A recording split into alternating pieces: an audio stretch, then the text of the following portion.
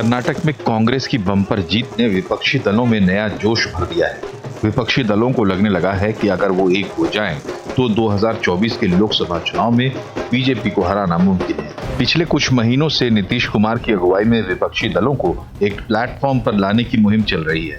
अब कांग्रेस की जीत के बाद ममता बनर्जी ने विपक्षी एकता के लिए एक फॉर्मूला सुझा दिया है। ममता का कहना है कि जो विपक्षी दल जिस राज्य में मजबूत है, वहां विपक्ष उसकी अगुवाई में चुनाव लड़े। The strong party must be given priority, and wherever is the Congress strong, in their respective 200 seat or something, what we have already calculated, let them fight. We will give support. No, nothing is wrong, but they have to see that they have to support the other political party also. I am giving you the support in Karnataka, but you are fighting against me every day. It should not be the policy. Samajwadi party के अध्यक्ष अखिलेश यादव ने भी ममता के फॉर्मूले पर सहमति जता दी है। आदरणीय नीतीश कुमार जी, आदरणीय ममता बनर्जी जी, केसीआर साहब और बहुत सारे दल इसी कोशिश में हैं कि कोई रास्ता निकले और जो दल जहां मजबूत है उस दल के नेतृत्व में चुनाव लड़ा जाएगा। कर्नाटक की जीत के बाद कांग्रेस का जोश हाई है। कांग्रेस इकलौती विपक्षी पार्टी है जिसकी देश के हर राज्य में मौजूदगी है। लोकसभा की 260 सीटों पर कांग्रेस और बीजेपी में सीधा मुकाबला है। ऐसे में कांग्रेस के नेता ममता के फॉर्मूले को रिजेक्ट कर रहे हैं। कांग्रेस पार्टी की जीत हुई है। ममता जी को लगते हैं कि अभी कांग्रेस पार्टी के साथ किसी हालत में समझौता के बिना वो चल नहीं पाएगी। कर्नाटक के चुनाव के पहले कभी आप लोग ये सुना है कि ममता बनर्जी कह रही है कि कांग्रेस पार्टी को वोट दो, क्योंकि कर्नाटक में बीजेपी को हराने के लिए कांग्रेस को वोट देना जरूरी है? कभी कही होगी, सुने आपने? विपक्षी एकता की कवायद पर बीजेपी की भी नजर है। बीजेपी का मानना है कि विपक्षी एकता की कोशिश सिरे नहीं चढ़ पाएगी। 2024 में नरेंद्र मोदी ही प्रधानमंत्री बनेंगे। उन्होंने पहले भी महागठबंधन बनाने का काम किया था, लेकिन कहीं काम नहीं आया। लोगों ने उनको नकारा है, उनके भ्रष्टाचार के चलते, उनकी नीतियों के चलते। न इनका नेता है, न नीति है, न नीयत है। तो जब एक प्लेटफॉर्म पर भी सब आकर इकट्ठे होते हैं, तब भी म्यूजिकल चेयर की तरह सब प्रधानमंत्री की कुर्सी की ओर नजर रखते हैं, लेकिन मिलती किसी को नहीं है। 2024 के चुनाव में एक साल से कम का वक्त बचा है। इससे पहले इस साल के अंत में 5 राज्यों में विधानसभा चुनाव होने हैं। राजस्थान, मध्य प्रदेश और छत्तीसगढ़ में बीजेपी और कांग्रेस में सीधा मुकाबला है, लेकिन तेलंगाना में बीआरएस और कांग्रेस आमने सामने होंगे। विपक्षी एकता को लेकर पेच यहीं फंसता है। ममता बनर्जी जो फॉर्मूला सुझा रही हैं, उसके हिसाब से वो बंगाल से कांग्रेस को आउट करना चाहती हैं। वो बदले में ऐसे राज्यों में कांग्रेस को सपोर्ट देने की बात कर रही हैं जहां टीएमसी का कोई वजूद ही नहीं है। क्या ममता दीदी और उनकी बोली बोल रहे दूसरे दलों की ये मांग जायज है, और क्या इसे कांग्रेस मानेगी? अगर देखें तो पिछले चुनाव से लेकर अब तक कुछ खास नहीं बदला है। यहाँ तक कि विपक्ष के दूसरे दल कांग्रेस को चुनावी जीत के बाद नेतृत्व देने के लिए आनाकानी करते दिखते हैं। तो सब ऐसा ही रहा तो नीतीश कुमार कितना भी जोर लगा लें, 2024 के लिए क्या कोई मोर्चा बन पाएगा?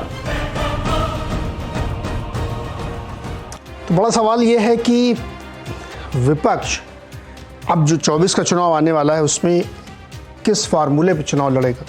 इसकी चर्चाएं बीच बीच में होती रहती है और नीतीश जी बहुत प्रयास भी कर रहे हैं। लेकिन ताज़ा जो बयान ममता बनर्जी जी का है वो ये कह रही हैं कि जो जहां मजबूत है वहां चुनाव लड़े और कांग्रेस को उसको समर्थन करना चाहिए। यानी वो पुराना स्टैंड है कि बंगाल में न लड़े हमारे साथ, वो हमारे साथ क्यों लड़ते रहते हैं, हम यहाँ आए तो हम यहाँ लड़े। उत्तर प्रदेश में समाजवादी पार्टी है तो वहाँ समाजवादी पार्टी लड़े और कांग्रेस इन सब के लिए कुर्बानी देती रहे। कांग्रेस सिर्फ वहाँ लड़े जो 200 सीटें गिन के बताई उन्होंने, वहाँ लड़े, बाकी सब जगहों पे वो उनका समर्थन करे। ये ऐसी मंशा इच्छा दिखाई देती है। तो इसी पर आज हम बातचीत करेंगे कि क्या फॉर्मूला होगा, क्या विपक्ष की एकता अटक रही है इस कांग्रेस की कर्नाटक विजय के बाद, क्योंकि कर्नाटक में बड़ी जीत आई है तो सबको लग रहा है कि शायद फार्मूले में कुछ ट्विकिंग हो। तो उसके लिए अपने अपने सब लोग दावे फार्मूले दे रहे हैं। तो इसमें कांग्रेस की क्या पोजीशनिंग होगी और विपक्षी दलों की क्या पोजीशनिंग होगी, इसी पर आज बातचीत करेंगे। मेहमान हमारे साथ हैं कांग्रेस के प्रवक्ता चरण सिंह सापरा जी, टीएमसी के प्रवक्ता स्वयं पुरोहित जी, समाजवादी पार्टी की ओर से फखरुल हसन चांद हैं सत्य हिंदी के फाउंडर आशुतोष जी, राजनीतिक विश्लेषक और सेफोलॉजिस्ट अमिताभ तिवारी जी और वरिष्ठ पत्रकार हर्षवर्धन त्रिपाठी जी। आज हमारे पास 6 लोगों का पैनल है, इसलिए पहले अनुरोध के दिनों थोड़ा छोटे छोटे वक्तव्य रखेंगे तो ज़्यादा बातचीत सब लोग कर पाएंगे। स्वयं पुरोहित जी, ये क्या कहना चाहती हैं ममता जी कि कांग्रेस बंगाल में चुनाव न लड़े, आप लड़ेंगे? देखिए, बंगाल के अंदर में दीदी ने जो कल प्रस्ताव रखा उसमें क्लियर कट एक बात है। 2021 का जब विधानसभा चुनाव हुआ उसके बाद से दीदी लगातार, मैं खुद 200 से ज्यादा डिबेट इस मुद्दे पे कर सका हूं विपक्षी एकता की। तो ये बात चल रही है, बातचीत हो रही है कि कांग्रेस पार्टी जहां पे मजबूत है, 200 से ज्यादा सीट, अभी देखिए कांग्रेस के पास में 50 के लगभग सांसद है, 200 से ज्यादा ऐसी सीट है जहां कांग्रेस मजबूती से साथ लड़ सकती है। आप चुनाव लड़ ले और नतीजे आपके फेवर में नहीं है तो ये इस बार जो अभी केंद्र में जो सरकार बैठी है, ये पूरी की पूरी अपने तंत्र का प्रयोग कर करके, तो इसके साथ में मजबूती के साथ लड़ने के लिए सभी दलों को ज्यादा से ज्यादा कॉमन मिनिमम प्रोग्राम बना के समान विचार वाले प्रोग्राम को अगर आते हैं तो बहुत अच्छी बात है। ये प्रस्ताव है दीदी का, और ये दीदी ने पहली बार नहीं दिया। दीदी ने जब राहुल गांधी को डिस्क्वालीफाइड किया गया था पार्लियामेंट में, तब भी दीदी ने समर्थन दिया था। जहां जहां जरूरत नहीं, तब तो एक मिनट सुब्रोत जी, तब तो दीदी ने यह भी कहा था कि यार राहुल गांधी टीआरपी बटोर रहे हैं। आप ये कह रहे हैं, अरे सुनो ना महाराज, सवाल तो सुनो। आप ये कह रहे हैं कि कांग्रेस को बंगाल में, पश्चिम बंगाल में चुनाव नहीं लड़ना चाहिए, ममता जी चुनाव लड़ेंगी। बंगाल में कांग्रेस की 0 सीट है। हाँ, तो वही तो, अरे मैं भी तो वही कह रहा हूँ, इसलिए उनको चुनाव नहीं लड़ना चाहिए। पश्चिम बंगाल में कांग्रेस की कितनी सीट है? 0 सीट है। हाँ। अगर वो मिल करके या अकेले में या किसी के भी साथ मिलकर कांग्रेस कितनी सीट ले आएगी, ये सोचने का विषय है। हाँ। कांग्रेस किसके साथ हाथ मिला के चल रही है? कांग्रेस वामपंथियों के साथ हाथ मिला के चल रही है। हाँ। केरला में उनके विरोध में ही चल रहा है। अरे तो भाई, क्या वो बोल सकते हैं क्या कि हम वामपंथियों के साथ में मिल करके पूरी की पूरी सीटें लड़ेंगे केरला में? तो आप उनकी मदद बाहर कैसे करेंगे अगर वो बंगाल में आपकी मदद करेंगे तो? नहीं, बाहर देखिए, भारत एक यूनियन ऑफ स्टेट्स है। हाँ। एक राज्य से आप पूरा देश नहीं जीत सकते हैं। आपको अटल बिहारी वाजपेयी जी की शैली को अपनाना पड़ेगा। प्रथम में वाजपेयी जी जब सरकार के उनके पास नंबर नहीं थे तो वो क्या किए? उन्होंने देश के अंदर में 40 से ज्यादा, पुरोहित जी भी साथ में थी। अरे पुरोहित जी, वाजपेयी जी का युग चला गया, मोदी जी का युग चल रहा है। तो अगर आपको ताना किसी भी सरकार के अगेंस्ट में अगर कोई बड़ा कदम उठाना है तो आपको संगठन बनाना पड़ेगा। अगर आप संगठन, देखिए आप नहीं है वहां पर, आप धरातल में जहां नहीं है, अगर वहां लड़ने की हवाई बात कर देंगे कोई भी, तो मैं उसके साथ में नहीं हूं, मैं उस समर्थन में नहीं हूं। आपको कॉन्क्रीट काम करना पड़ेगा। आप देखिए, मैं आपको छोटी सी एक मिनट, देखिए महाराष्ट्र, बिहार, उत्तर प्रदेश और पश्चिम बंगाल, ये 4 राज्यों में 210 सीटें हैं। 210 सीटों में पिछली बार भारतीय जनता पार्टी को करीब करीब 170 से ज्यादा सीटें मिली थी, मगर इस बार 100 सीटें भी नहीं मिलनी है। अच्छा, ये 4 राज्यों में सिर्फ। मेरा सवाल सुनिए पुरोहित जी। अरे पुरोहित जी, किसको कितनी मिलेंगी ये सब हम लोग मई में, जब 26 मई के आसपास परिणाम आएगा तब देखेंगे। क्षेत्रीय पार्टी, हाँ क्षेत्रीय, क्लैरिटी पहले हो जाने दीजिए। आप ये कह रहे हैं कि बंगाल में कांग्रेस चुनाव न लड़े और वो आपके लिए मदद करे, यही है ना फार्मूला?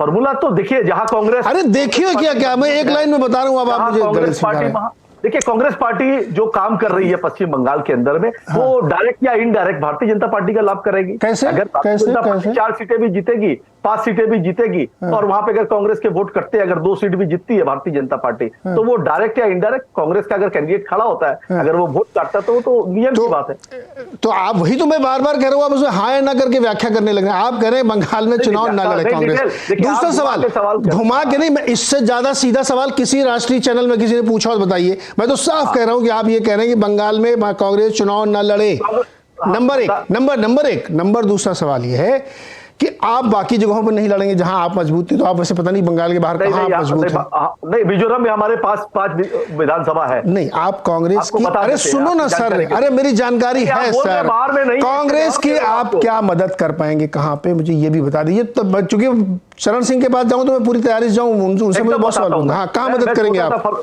छोटा सा बताता हूं कि आप देखिए, मिजोरम के अंदर में, मिजोरम में अभी जो चुनाव हुए, कांग्रेस के पास 5 विधायक, हमारे पास 5 विधायक। कौन लड़ेगा फिर? ठीक है ना? हाँ, आप त्रिपुरा में चले जाइए। अरे मिजोरम में कौन लड़ेगा सर? रुको ना एक मिनट, रुको, आप गाड़ी में फंसाओ मत। अच्छा रुको जाओ, अब रुक जाओ पुरोहित जी, रुक जाओ। आपने अपना फंडा क्लियर कर दिया। फखरुल हसन चांद से पूछ लेते हैं। चांद साहब, आप भी चाहते हैं कि उत्तर प्रदेश में कांग्रेस न लड़े क्योंकि उसकी एक सीट है, वो भी बड़ी मुश्किल से जीते हैं? आप भी यही फार्मूला चाहते हैं? अखिलेश जी कह रहे हैं जो जहां मजबूत है वही लड़े। नहीं हाँ, नहीं, आदरणीय ममता बनर्जी जी, आदरणीय अखिलेश यादव जी ने स्पष्ट कहा कि जो जहां पे मजबूत है उसके पीछे विपक्ष लड़े।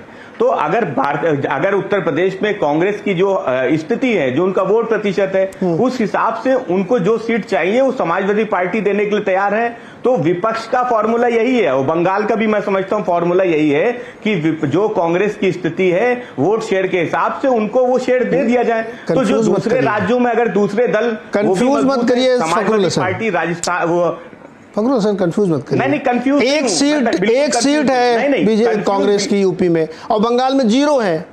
हाँ तो वोट परसेंट लेके क्या करेंगे बताइए? हम तो नहीं हाँ। हम तो चाहते हैं कि कांग्रेस अगर विपक्षी एकता की बात हो रही है, कांग्रेस हमारे इस गठबंधन पे साथ रहना चाहती, तो जो कांग्रेस को उत्तर प्रदेश में हम दे सकते हैं, एक सीट वो जीते थे, 2 सीट ले ले। तो ये नहीं कहा गया है कि कांग्रेस को उस गठबंधन से बाहर कर दिया जाए, या जिन प्रदेशों में उनके पास कुछ नहीं है उनको 0 दे दिया जाए, उनके पूरे संगठन को कह दिया जाए ये बताइए पीछे खड़े हो जाइए। अच्छा ये फॉर्मूला नहीं जी। मान लीजिए आप 2 सीट दे के आप एहसान कर रहे हैं रायबरेली और अमेठी की, है ना, जहां तो वो जीत ही लेते हैं। अनफॉर्चुनेटली अमेठी वाले नहीं जीत पाए थे।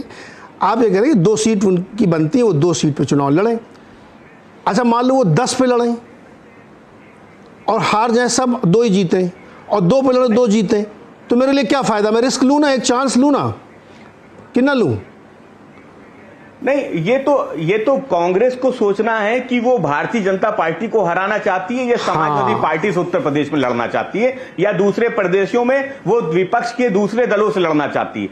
हमारा लक्ष्य है भारतीय जनता पार्टी को हटाना। तो वो हटाने के लिए कांग्रेस बड़ा दल है, उनको बड़ा दिल भी दिखाना पड़ेगा, त्याग भी करना पड़ेगा, तब ये गठबंधन आगे बढ़ पाएगा, तब ये फॉर्मूला आगे बढ़ पाएगा। ओके सापरा जी, आप देख लीजिए, आपने इतनी शानदार विक्ट्री भी कर्नाटक में दिखाई है, और दोनों लोग आपको एक सीट देने के लिए तैयार नहीं, उत्तर प्रदेश और बंगाल में, कह रहे हैं मेरा समर्थन करके लड़िए। बताइए सर। देखिए नीरज जी, मैं वही कहना चाहता था कि तृणमूल कांग्रेस को और समाजवादी पार्टी को और सभी पार्टियों को ये तो नजरअंदाज नहीं कर सकते कि कांग्रेस पार्टी पिछले 6 महीने में 2 राज्यों के चुनाव जीती है, एक हिमाचल प्रदेश का चुनाव और ये कर्नाटका का चुनाव। और कर्नाटका का चुनाव बिल्कुल मेजॉरिटी, बहुत बड़ी मेजॉरिटी से 135 सीटों से हम जीते हैं। ये एक बात होती है। दूसरी बात यह है कि कांग्रेस पार्टी जो है 4 राज्यों में पूरी सरकार है, 3 राज्यों के अंदर हमारी गठबंधन की सरकार है, और तकरीबन 11 राज्यों के अंदर हमारे विरोधी पक्ष नेता है। पूरे देश के गांव गांव में कांग्रेस पार्टी के कार्यकर्ता है। अगर आप पूरे देश में विधायक गिनने जाएंगे या हमारे काउंसलर गिनने चाहेंगे तो वो कितनी बड़ी संख्या होगी, या पंचायत में जो कांग्रेस पार्टी के नेता जो चुनाव जीते हुए हैं तो कितनी बड़ी संख्या होगी। तो मुझे लगता है कि at the face of it जो ममता बनर्जी जी का जो वक्तव्य आया है उसके ऊपर बहुत ज्यादा चर्चा अभी नहीं हो सकती, उसके ऊपर मंथन होगा, और मंथन के बाद में अब समय है, 1 साल का समय है, उसके बाद में तय होगा। और जो 2024 का चुनाव होगा वो मोदी वर्सेस मुद्दा होगा, वो किसी चेहरे की लड़ाई नहीं होगी, मोदी वर्सेस मुद्दा। और उस चुनाव के अंदर कुछ अलायंस प्रीपोल अलायंस होंगे, कुछ अलायंस पोस्ट पोल होंगे, जिस तरह से 2004 में हुआ था। तब भी श्रीमती सोनिया गांधी जी के नेतृत्व में हम लड़े थे, 140 सीटें आई थी, कुछ प्रीपोल अलायंस हुए थे और कुछ पोस्ट पोल अलायंस हुए थे, और हमने सरकार बनाई। डॉक्टर मनमोहन सिंह ने कामयाबी से 10 साल सरकार को चलाया। तो अगर नरेंद्र मोदी जी को और बीजेपी को हराना है तो इसी तरह का समीकरण बने। हराना है, ये इस पे तो तीनों सहमत हैं कि हराना है, इसलिए चुनाव लड़ना है। लेकिन वो ये फार्मूला दे रहे हैं, फार्मूला नंबर 1, कि आप उन राज्यों में चुनाव न लड़ें जहां पर दूसरे क्षेत्रीय दल बहुत मजबूत हैं, जैसे बंगाल। और मैं अपने मन से नहीं कर रहा हूं, अभी सुनवाया मैंने पुरोहित जी को, आपको और फखरुल को भी, कि देख ले जहां उनकी जो हैसियत है, तो उत्तर प्रदेश में 1 बंगाल में 0। आप इस फार्मूले से सहमत हैं? मोदी जी को हराने के लिए इतना सेक्रीफाइस तो आपको करना चाहिए कि नहीं करना चाहिए? न लड़िए, वहां क्या रखा है?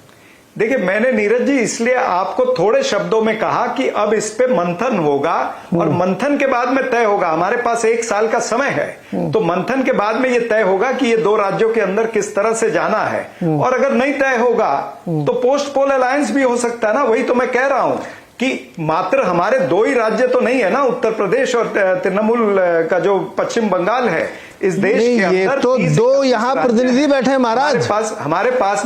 हमारे पास में 28 या 29 जो है वो असेंबलियां हैं, तो बहुत बड़ा फर्क है। आप इसको मात्र 2 राज्यों के अरे सापरा जी, आप बोल करके नहीं देख सकते। अरे सापरा जी 2 राज्यों के प्रतिनिधि बैठे, इसलिए मैंने सुनवा दिया। अभी आप दिल्ली में, पहले केजरीवाल जी आपके साथ नहीं थे, फिर बीच में आने लगे थे, मिलने लगे थे, वो देंगे क्या दिल्ली में साथ के साथ? वो सेकंड नंबर पर रहे हैं, वो नहीं देंगे। फिर आप पूरे देश में और घूम लीजिए जहां जहां आप नहीं है। तो ये तो 2 यहाँ बैठे, इसलिए हमने सुना।